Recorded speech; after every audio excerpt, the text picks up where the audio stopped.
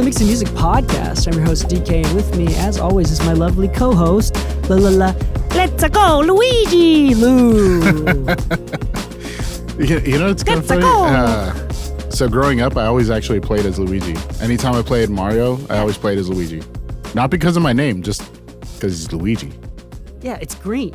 Yeah. Green is a cooler color than red. I'm a green flag, guys, not a red flag. Come on. Uh, Famous last words. All right. This is an interesting episode. Mm-hmm. Mistakes we still make. Mm-hmm. To put in perspective, obviously, Lou and I do music for full time. Mm-hmm. We make very little to absolutely no substantial income from making content. And that is a bad thing because we want to make some money from content, but that's also a good thing because now our content, well, I don't know, it could be a bad thing still because like that could force us to bias our opinions to try to make more money. No, I think the good thing is that that is not a focus of ours. I think we've historically not made that decision. Yeah, I think that is not a major focus of ours. We just love to teach for whatever reason.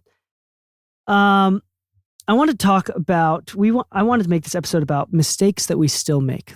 So professionally, I started doing music for money around the age of 22, I think officially. That's when I started making my first dollar from music.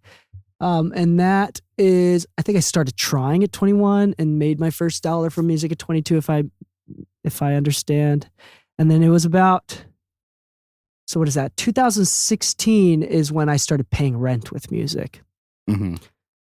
So what is that? 2016. So that's 9 years ago about. So 22 is when I started paying rent with music. Okay, so I've been doing this professionally about 9 years because I'm 31 now. So 2016 was my first year of doing that. It's 2025 right now. 9 years of professional income from music at various stages, at a local independent stage and currently more at like a commercial LA music industry, quote unquote, stage. Lou, some background onto why people should trust you.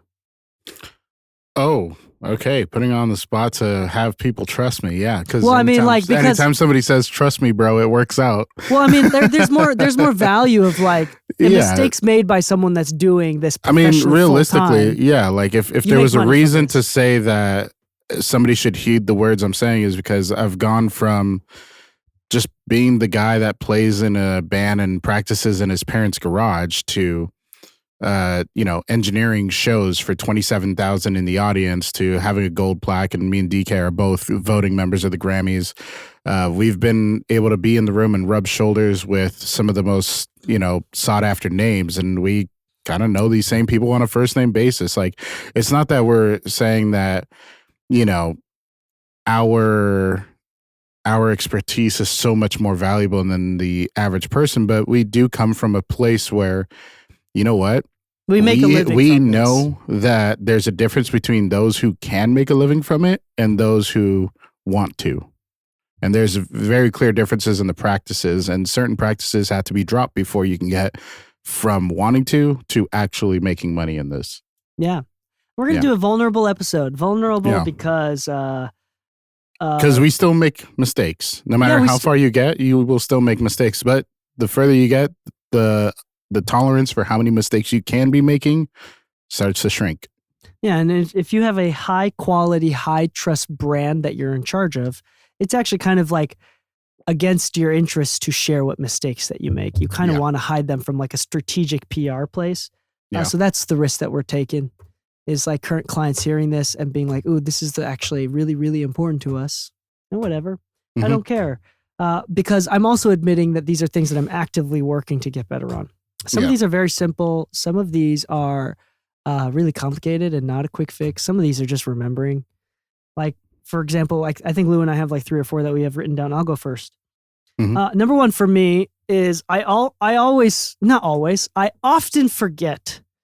So like my system and file organization, when I do a mix 1, I send it out and there's revisions and I start working on the revision notes and do a mix 2, if I'm doing my systems correctly, would do a save as, open up the mix 1 session, do a save as, title it mix 2, and then start mixing on the mix 2.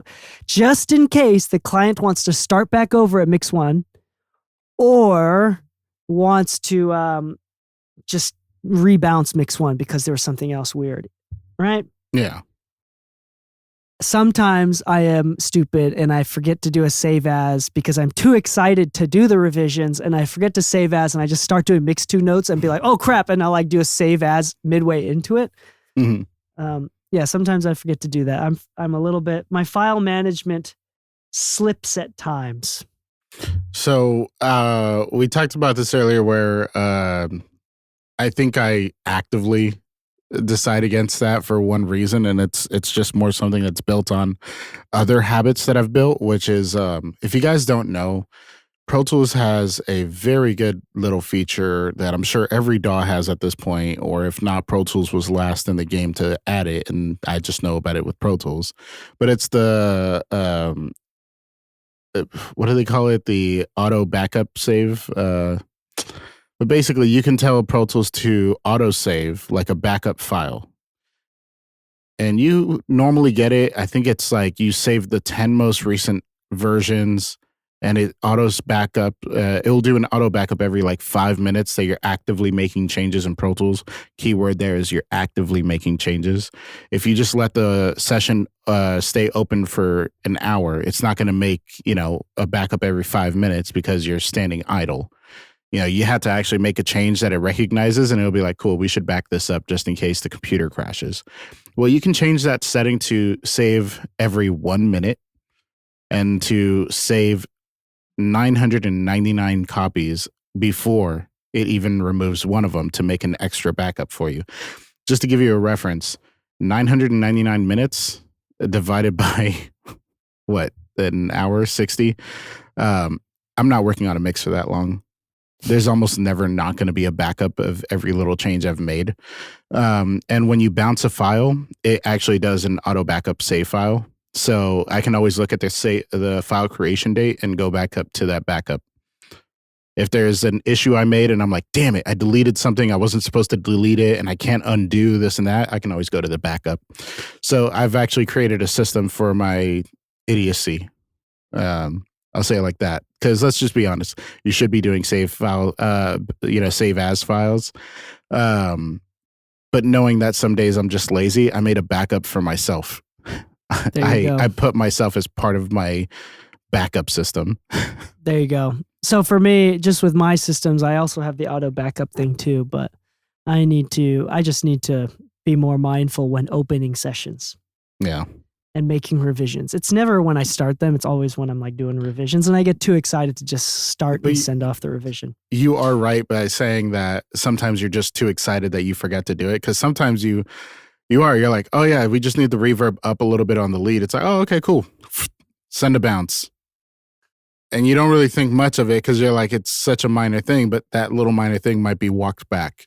And here's the thing too, it's crazy because like last week, most of the time I do it right? So, but sometimes I slip up. But last week, one of my clients was like, hey, actually, can we go back to mix 2 and make a revision note from mix 2?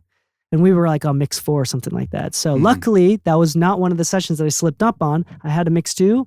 I got the notes, worked on mix 2, and made a mix 5 starting with the mix 2. Nice. Right. So that's something to think about. Lou, what's your first one? Okay. First one is overprocessing without clear intent.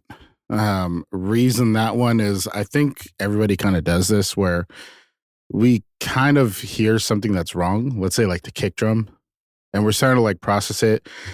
It's very easy to want to solo something and then try to get it to sound as good as you think it needs to sound in solo, and then put it back in context. And then you're like, let me dial back some of the stuff that I'm doing. That actually didn't work out. I think this happens to a lot of people with vocals, especially in like pop R&B kind of stuff, where like the vocal is the focal point. Like sometimes it's meant to be just on top of everything, and like it's got to sound so damn good that you kind of just start throwing things at the wall sometimes. You're like, okay, I like what it did with the top end, but now I'm hearing this issue at like 9K where like maybe it was a cheaper mic. So now we're trying to like take that out. And then you start hearing resonance in the mid range and you're just like trying to fix that. And then you're like, but now the vocal is a little bit tubby. Now you're trying to fix that. And by the end of it, you're like, I don't know. It just still doesn't feel right to me. And then you bypass it all and you're like, I should have just stuck with one EQ and a compressor.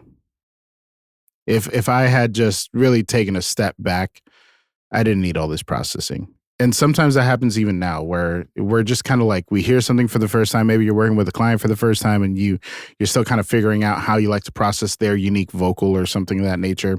Or you're working with a drummer and you're like, this isn't really a genre I work in that much. So you start kind of throwing things, see what works. But then once you start to take a step back, you're like, I don't know, in the grand scheme of things, it just, whatever I'm processing with or the chains that I'm using just doesn't feel right. And then you kind of go back to a less is more kind of mindset. And then you're like, I'm happier with having done less. And I see this a lot. I know this isn't a live sound podcast, but I'm going to use the example of it. There's a lot of studio cats that jump into live sound, and because Waves has their own console, I don't know if you know that about that. Waves has their own console series for live sound, and they use their plugins. You can use all Waves plugins on any live console, and if you buy the option cards, you can use it on my console and stuff like that. So what do you see a lot? You see a lot of engineers that are doing live sound. They're like, oh yeah, let's throw F6 on it, and let's do this, and let's do that, and let's do this, and that. And by the end of it, you're like, why is it the guy with the mixer without the Waves plugins has the better mix? And it's not always going to happen like that. The guy from 21 Pilots, he uses a lot of Waves plugins, but he uses, a Yamaha or a Digico or whatever other board. He's not using specifically the Waves board, but he does have access to the Waves plugins. But a lot of the guys that tend to have some of the best mixes in live sound don't actually use very many, if any at all. They just kind of rely on the baseline EQs and things like that. And they learn to balance things in a way where it's like, look, if the source material is good, which going back to Studio World and how it relates to live as well, is proper mic placement, proper, gain staging and things of that nature, learning how to balance and pan things into their own pockets and use EQ more as a supplemental or corrective tool versus an expansive processing tool to correct the issues that could have come before that, which once again, going back to mic placement and gain staging, you will find yourself processing a lot less and getting a much more natural recording, something that feels a little more organic to you. So yeah, over processing without clear intent or a sense of direction, that's a pretty easy trap to fall into no matter what stage you're at, especially when you're working with something new or someone new. It's just sometimes you have to give yourself a chance to go get yourself a cup of coffee, come back, take a listen to it objectively, and just bypass it and see if you really like what you did or not. I don't know if it's this is the line where we'll say like sometimes things are mistakes and sometimes things are happy accidents. And yeah. Sometimes it just feels good. Yeah, like the mistake is that you do something that is against your own taste. Because there's ways to get really good sound with a lot of processing if it's done intentionally. It's not about the processing or not. It's about not doing it mindfully, and I think that's a fair mistake. Yeah. And then that's a good point. I think we all do that from time to time. My second one is sometimes I forget to fully reference the rough mix, meaning sometimes the artists give me a rough mix and then they give me the stems for the beats and then the multi-tracks for the beats and the multi-tracks for the vocals. And the rough has like cuts or like beat drops. Or like tape stops, and I won't notice it. I won't listen to the rough mix with enough scrutiny, to like notice that that's exists. So I used to do a mix one, and then the artist's like, "Why there's no tape stop here?" Or like beat cut here. I'll be like, "Oops," and like so it's just like that. Or like more often than that is like I won't notice until the very end of the mix that there's an entire section that's missing, or like an entire group of like, there's a guitar solo in the rough, but there is no guitar solo in the multi-tracks. And it doesn't take me till the end of the session to like notice that. I'll be like, because I'm like referencing the rough a lot, but like sometimes like this is where like a good assistant would come into play. I feel like that would be a major part of the assistant's job would be to listen to the demo, listen to the stems, and make sure that everything is included and that everything is set up like the demo. And that's partially said to be the responsibility of like the producer to like bounce it correctly and make sure that everything is bounced correctly and check that before I get it. But at the same time, I could have done a little bit better quality control and just like double checking everything. I want to be, if anything, that's more like a mistake based on my desire, because I want to be the guy that's like really good quality control. Nothing gets past me, and like build a trust with my clients because I'm so good at that sort of quality control and management, which adds value to my service. And sometimes like those like very small, minute things still get passed. And it's never a big deal. I've never lost a client or lost a job over it, but I get frustrated with myself over it.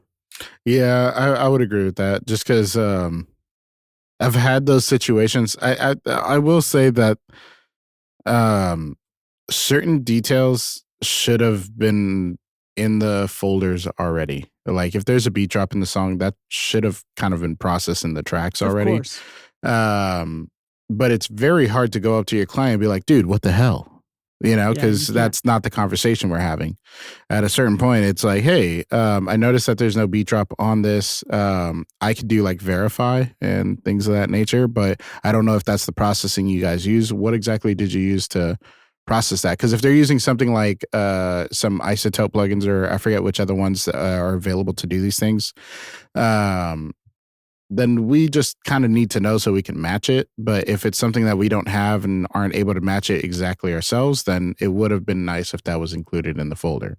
So you're right. It's something that we kind of had to catch early on. And then when we don't, it's like, damn, it's too late, or not necessarily too late, but now it just feels a little more awkward to be asking for the files. We're kind of at a stage where it's like, ooh, I was about to turn in a V1. Now it looks like I'm not even working on it yet, because as I was working on it, hey, I just figured it out. We're missing a guitar solo. Ugh. You know? So yeah, I would agree that can be frustrating, and that's a mistake that I'll admit, like even I do sometimes.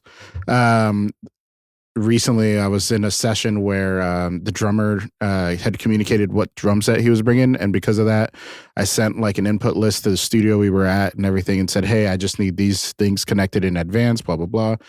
Drummer didn't tell me he was bringing 2 extra toms, and I did not factor that in. I had created like a so to speak like stage plot for the studio because we were doing a live recording, and yeah. It's not like the studio really got upset or anything. It's just adding 2 more mics. It's nothing crazy. 2 more stands, 2 more mics, 2 more cables. Cool.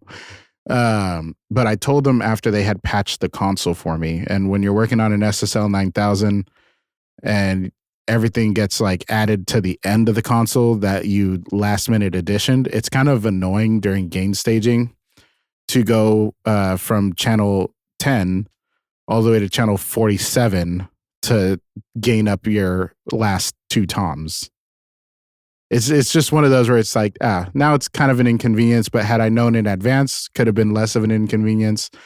But I guess I should have double checked with the drummer, make sure everything was right before sending off the input list. It's one of those that, okay, we both should have checked in with each other. We both should have.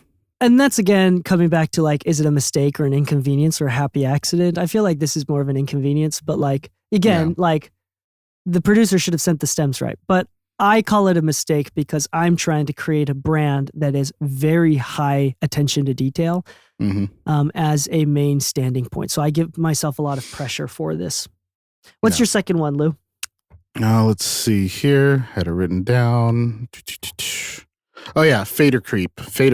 Okay, so let me give you the definition of fader creep, and this will kind of make sense. But gradually increasing the track volumes to address mix issues that can lead to a loss of headroom and potential distortion.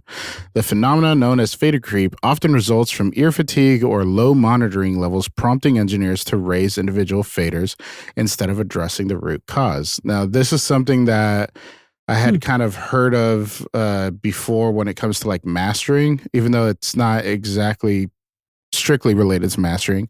But the idea of fader creep to me is if you ever find yourself kind of like riding the monitor up and down just because you want to hear a detail more or less, that's not exactly what we're talking about here. This is one of those where you might want to be monitoring at a straight 85 like AES recommends, and by the way, guys, what I'm talking about is 85 dBc. Is just the loudness that they say is the most recommended for the flattest listening experience. That's cool. It's not a safety thing. It's a quality of listening experience recommendation. So you could go a little bit louder. You could go quieter. Do you? If you're wearing headphones, you could absolutely go quieter.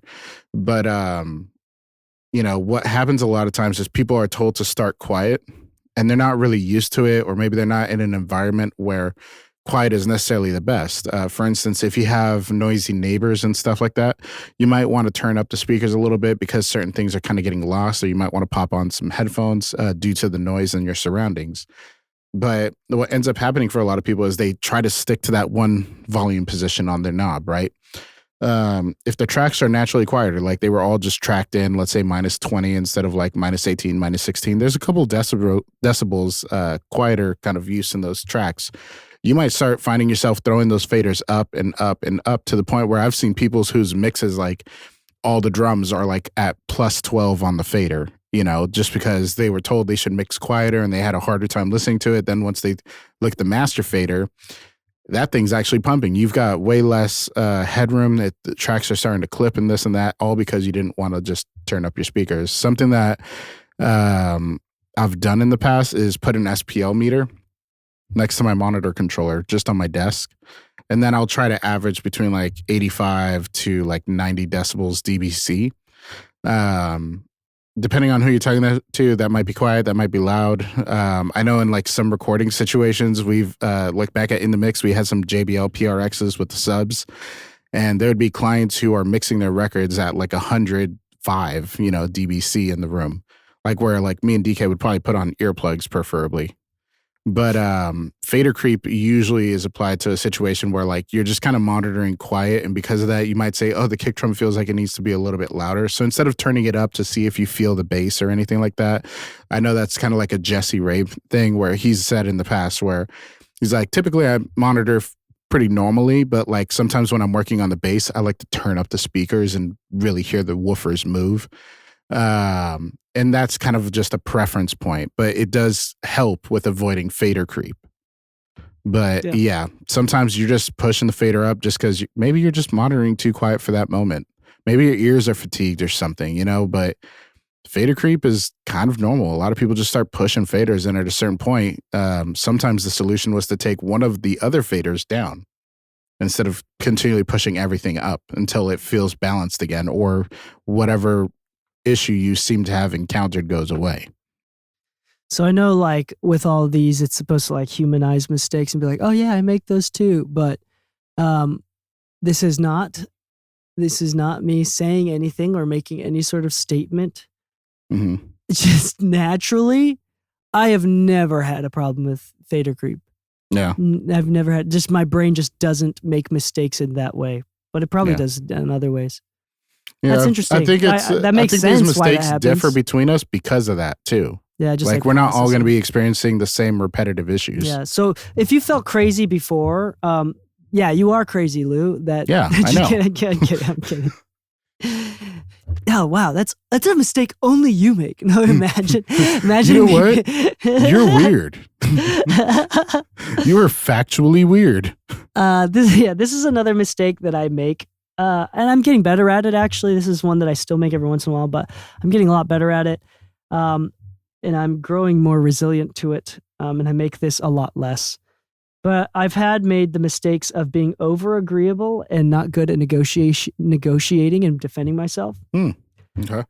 So like being over agreeable and I think is a mistake, because sometimes when I'm over agreeable, I don't serve the art, and I sacrifice what I think is better for the music just to get them to agree, just to agree with the artist or the person doing the work. just to avoid conflict, which isn't a terrible thing. Sometimes we have to balance efficiency and just like understand that this is a bureaucracy and have to like cut through the bureaucracy to get to, the final product. And it's a balance of that, right? Mm-hmm. But sometimes I think that I call it a mistake because I felt in different times in my life and in my work, moments of regret for not standing up for myself, or moments of wanting to change that, right? Yeah, regret. For not negotiating myself hard enough. That includes like price, that includes revisions, that includes just across the board. And I've done that a lot more in the past. But nowadays I do this a lot less, but it's still something that I need to be very conscious of. Like understanding where my value comes from, not trying to make up for what I feel like I'm losing in values in some sort of other esoteric way. And then, just trying to be true to myself and have an integrity, and realizing that I do have value, that I should defend myself, that it's partially, depending on the situation, my job is to give feedback and help the client be like, hey, this may not be serving the art right now, and presenting that well. Mm. It's not a confidence thing. I think it's more of just like, sometimes I lose the balance and kind of undervalue the threshold of efficiency versus quality. And as I've said many times before, I want to change my mindset where I'm focused on making the best music possible. And sometimes I accidentally allow efficiency to take place over what I believe services the art. And I want to do that less. I want to be more of a perfectionist, and I want to be more of like a true craftsman. Mm-hmm. And sometimes at the cost of being somewhat disagreeable. Yeah. I don't know. We talked about this on the last time where I said being a people pleaser is a detriment to our own career, at least an unchecked people pleaser. And I think, like you said, being overly agreeable sometimes just kind of works against you. I've wanted to please people, just professionally speaking, beyond the point that that I could co-sign on a mix or something like that. But I always think back to the Man American quote of saying, like, they asked him, how many times has a mix sounded the way that you thought it should sound at the end of it? And he always says, never. It's not my song, It's the artist's song. So it's whatever they want, not what I want. And so there's times where what I want comes through, but it's all about my client. So I don't think it's necessarily being over agreeable or agreeable enough in those cases, but rather having a professional understanding of what a good sense of agreeableness is. Yeah. So for me, I think it's specific to my desirable balance. Mm-hmm. So I think that my agreeableness is a touch more than I would like it to be, or that I believe the harmony should be. Yeah. So no, that's a good point, is that it's a projection of mine, and it's a nuanced take based on the decisions that I have been making and how I feel about them. That's true. No, I'm just a little bit off, maybe like 5%. I wish I was just like, I think I used to be closer to like 20% too agreeable, but now I think I'm like, 2 to 5%. I'm like mostly there. I think I was way too agreeable before. And that sounds like somebody that's going through a Joker phase, but I will say it in a healthy way, which is after setting up better boundaries for myself, I'm much happier with my work. And I'm not saying my work has an outcome, but rather, I had talked about it. Like, I took a pretty big break and stuff just because I needed to like collect myself after like being way too agreeable for too long. And at that point, now I could confidently say that, yeah, I have no qualms with the work that I'm doing, the people I work with, the way we communicate, all that kind of stuff.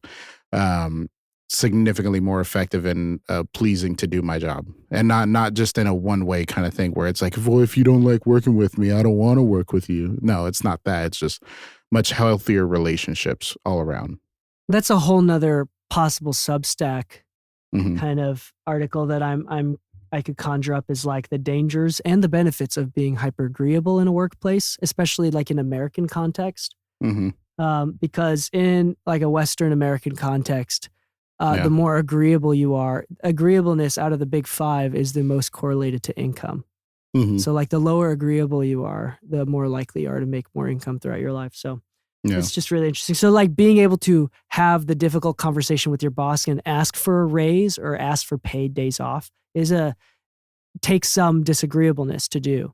Mhm. Yeah. So like, anyway, it's just conflict, right?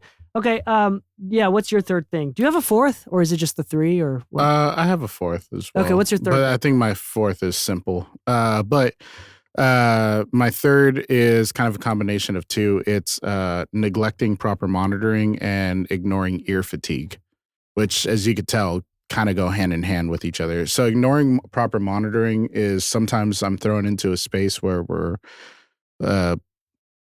I think we've all been in a studio where we just don't like the way the speakers sound and we're still hired to do a job. So we try to do it as best as we can. And we just kind of had to ignore the issues that are in front of us.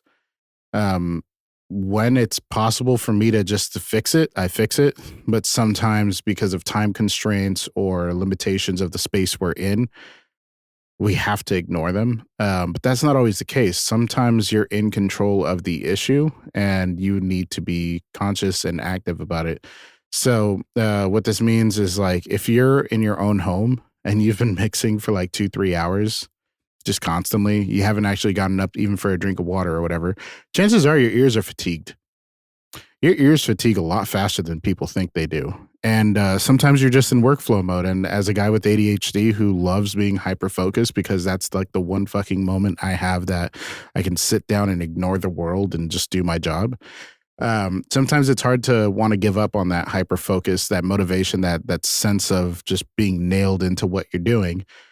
But if your ears are fatigued, you could be shooting yourself in the foot and having to walk back certain decisions, you know? So I understand the want to keep moving and that there's deadlines and things like that. But, you know, giving your ears a break is actually a lot more important than people make it out to be. And it's something that I think in studios that, like recording studios more than anything, kind of have a culture of like, not necessarily promoting in the middle of sessions with clients because you're moving at the client's pace. You know, you could have a studio assistant that could possibly sit in for you, but now you have to trust that this assistant knows where you're at in the session, how your files are organized in that moment, this and that. And it's just easier for you to just sit there and keep working. If the speakers are blaring loud with clients and stuff like that, or just louder than you'd feel comfortable with, or you're starting to get hungry and stuff like that and you want to take a break, but you're kind of pushing through because the client's pushing through and all that kind of stuff. Yeah, chances are you're not properly monitoring anymore. Chances are you've probably raised the volume beyond a point where your ears are now fatiguing, like in maybe 10 minutes, you know, or so. But you're sitting there for 8 hours or however long you're booked for, and you just kind of ignore it. Sometimes that happens naturally, even in a quieter situation. If you're just mixing at home, let's say you were a perfect good boy, you know, you get all the stars today because you monitored at 85 for 4 straight hours. Guess what? You can still fatigue at 85. Ear fatigue is a real thing, and it does actually affect how you make decisions. So yeah, I get it. Sometimes you've got work to do. Sometimes, like, I've got to catch a couple flights this weekend and stuff like that. I've got deadlines. I've got clients that still need their files. And if I'm not going to be home, I need to be able to set it up to where I can remotely take control of my computer in case a change is needed and all that kind of stuff. And with all that in mind, you might just actively choose to ignore it. Like, you know what's happening. You know that there might be a little bit of fatigue, but you've got a deadline to meet. And so you actively choose to ignore it. I've made that decision recently. And I don't make it often, but I've made it time to time just to maintain my workflow, maintain my focus. And then I end up walking back as a couple decisions. Not all decisions, but maybe the hi-hat was too loud, or maybe the kick is too loud now because my ears are now starting to squish and whatever they do when they're fatigued. And I'm just not perceiving the low end the same anymore. I should have just gone out for a run, came back, and I would have realized that the kick was too loud a long time ago. There you go. Yeah. I think that, okay, in general, just just a thought on that. I think that like ear fatigue and kind of losing some perspective, I think that's not a specific mistake to you. I think everybody in all walks of life, in all areas, and all levels across all engineers is a problem that we are all trying to circumvent or change at all times. Like we're trying to avoid at all times. That exists. This is a real problem that exists, not even including hearing damage. So yeah, that's huge. So that's something that that's a mistake that we all make. Mm-hmm. So my fourth one is specific to me, I think, is sometimes I finish projects and sessions too quickly. One of the things that I value in my work is that as much as I am good at what I do, one of the reasons why I'm good at what I do, one of the reasons why I feel like I'm good at what I do is because I trust my instincts and work quickly. I have very low levels of cautiousness. I'm like very adventurous and don't have as very much cautiousness. Low cautiousness is probably the only part of conscientiousness that I do not have. Like I'm very uncautious, and I'm just confident enough to send off my mixes whenever, and understanding that some of my value is like quick turnaround. Like some of these higher end clients, like have you ever heard like, I mean it's pretty. Everybody's people heard of like pick two, and what is it like speed of work, quality of work, and price. Yep, the triangle. Yeah. So I'm the type of guy that wants to be able to do quick and quality. For high cost, right? For high price. Yeah. And so sometimes against my feeling of art or serving the art, sometimes I send out projects. Doesn't matter if they get accepted or not. That's beyond the point. I'm not sending things out too fast because they could have been accepted if I spent a little bit more time. Yeah. No, actually, I think this problem arises more because they get accepted and I become comfortable sending out things really fast. Yeah. So I want to send things out slower for the sake of art. And because when I listen to it in the car, like I'll be like, I could have done this just a little bit more. Luckily, I don't have like paralyzing guilt or shame being like, that was a bad project because I didn't spend enough time. It's just like a very small thought that I have that doesn't lead to any sort of unhealthy relationship with my mixes or anything like that. But I do wish I took a little bit more time on some of these mixes sometimes.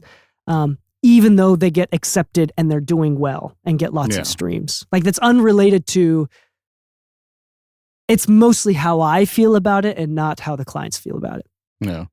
I think your use of the triangle reference was kind of funny because it's very true because some people like to pose the notion as like there's options, but you communicate it as like, I would prefer to just stay here.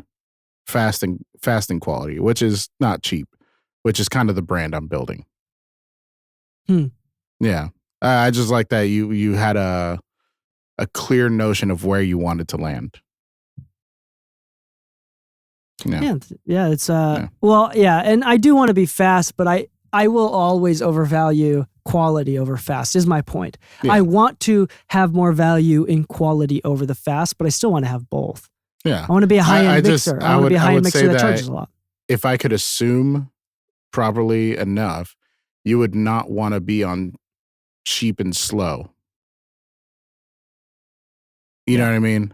It's like cheap and slow, which means it'll be good, but it's going to be cheap and it's not going to be fast. It'll be quality, but it's just going to be slow. It's like, I don't think that's the brand you want. And I don't think that's a brand anybody wants to kind of promote. It's like, hey, why do they book you? It's like, well, they want quality, but they want to pay less. So I just take my time with it. I let them wait. I make sure they wait. It's like, that's not exactly a brand anybody wants. Yeah.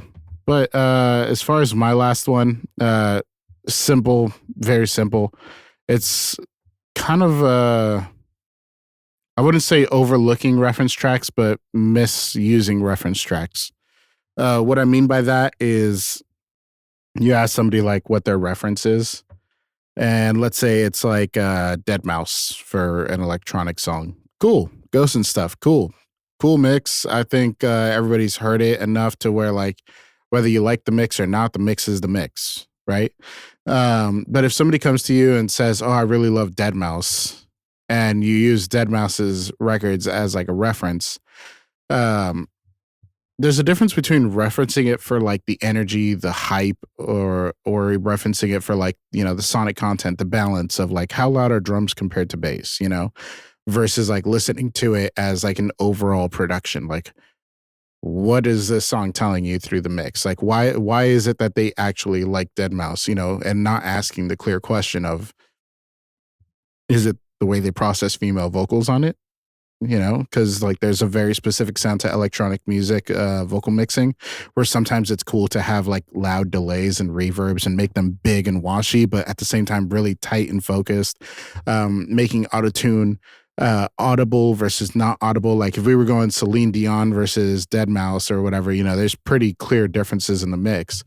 But if somebody told me like, hey, you know, I'm going for like a Bone Thugs and Harmony style mix, it's like, does that mean that I can just not have a lot of top end and make the snare kind of a little bit thuddier than it is crackier, kind of like in a modern production or something? Not asking the question of what specifically they like about the references, or not understanding why you have certain tracks as your references and how they relate to the production you're on, is kind of the mistake. Like people will say like, I like, for instance, Wolfpack. Wolfpack has nice funky drums. They're very sacky and all that, at least to my ears, where like, it sounds like they thump. Like they don't have that trap snare hat or anything like that. So if you had reference tracks that you listen to and you're like, I like a certain amount of top end in my snare, but you're not listening to the production in front of you, you're just kind of like using your reference tracks as like, this is the guideline. It needs to be this bright, versus focusing on the production in front of you. Then I think you're misusing the reference tracks. And that's where I think I make the mistake sometimes, because I know what I like my balance of drums and bass to be. But there's a difference between R&B soul and trap R&B. You know, they're both R&B, but there's kind of an approach difference to the two. And I might listen to like R&B and soul a little more than I listen to like trap R&B. And so if I get hired to do a trap R&B mix, it's not that I want it to sound like a soul record, but my influences and the reason I like my references on that end might influence my approach. And so once again, going back to like, okay, is it the clarity of the bass that you like? Okay, cool. Maybe approach the clarity of the bass in this trap R&B example with that. But like, just know that trap R&B sometimes has like really distorted 808s and stuff versus a clean electric bass player. You know, you can have certain things that overlap and your references could still be practical in certain cases. But if you're just solely going off of a reference, no matter what you're working on, and just ignoring the context of what you're actually supposed to be working on, you could be misusing your reference tracks. And I know I've done that in the past. Yeah. Yeah. Well, that's it for this episode. Yeah. Anything else that we want to add? We make mistakes and we're here for it. And we're going to continue to make some, but at the same time, we're minimizing them. And honestly speaking, I think the mistakes that I made in the first few years were big. And the thing is that some of those mistakes cost me a lot. Mm-hmm. And so like the thing that I want to end with is that it's better, like make mistakes, make them fast, make them young, because some mistakes, like for example, like how to protect your files, because some clients run away. Like they say that they don't want to pay because they didn't like it, and then they use your file anyway. They run away with it, right? Like that's a mistake that literally costs more to you if you're charging more later stages in your life. Like and some people would actually be willing to pay money to have learned a mistake younger in their career.